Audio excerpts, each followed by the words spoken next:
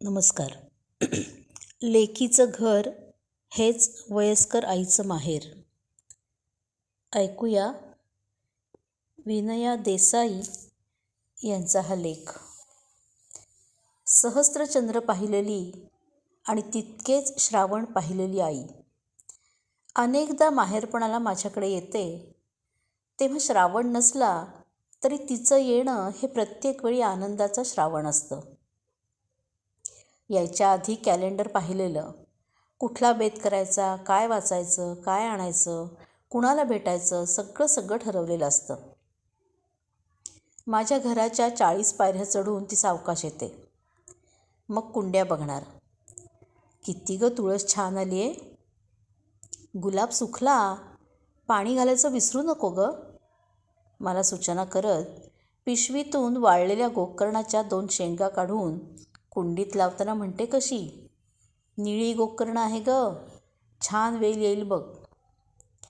निळी गोकर्ण पेरून छान फुलांची वाट बघणारी तिची नऊवारीमधली मूर्ती मला मूर्तिमंत प्रसन्न श्रावण वाटते. मग तिचं माहेरपण सुरू होतं. गरम चकोल्या म्हणजेच वरणफळं, शेपू किंवा आंबाडीची भाजी, भाकरी, कधी बाहेर इडली, डोसा, सगळं ठरलेलं. अमृतांजन, काळ्या मनुका, डोक्याचं तेल. ह्यावेळी वेगळं घे गं अश्विनी, छान आहे हे, वाचलं आहे मी. छोटासा पावडरचा डबा. सगळी मनाजोगी खरेदी झाली की आई खुश. पुन्हा आनंदाचा श्रावण भेटतो मला.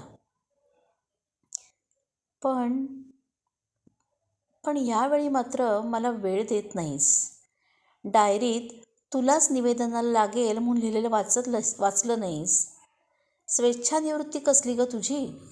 तू सारखी कशात तरी गुंतलेलीच आहेस. बस जरा, किती करते सगळ्यांचं, असं म्हणत मला जवळ बसवलं. सारखी परदेशी जाऊ नकोस गं, आता कुठे चैन पडत नाही. डोळे झरझर वाहत होते तिचं हे बोलताना. मी तिच्या पाठीवरून हात फिरवला. किती बरं वाटलं तिला. हे बघ, मला आता कुठेही जायचं नाही आहे, बसू गप्पा मारत, ती खुलली. मग अभंग, डायरी वाचन, लेख वाचन झालं. पुन्हा चहा झाला. श्रावण नूर बदलला होता. आई आली की मला तिच्यासाठी वेळ देता यावा म्हणून पूर्ण मोकळीक देणारा माझा नवरा विश्वेश चहाला आलेला. त्याचं आईचं छत्र 5व्या वर्षीच हरवलेलं. त्याला हे सगळं खूप अप्रूप वाटायचं. रात्री आईला शांत झोपलेली बघून संध्या छाया भिवविती हृदया याचा अर्थ ध्यानात आला माझ्या, आणि माझ्या डोळ्यातून श्रावणधारा वाहू लागल्या. आईच्या प्रत्येक इच्छेला पूर्णत्वाला न्यायचं हा माझा वार्षिक नेम पुन्हा दृढ केला.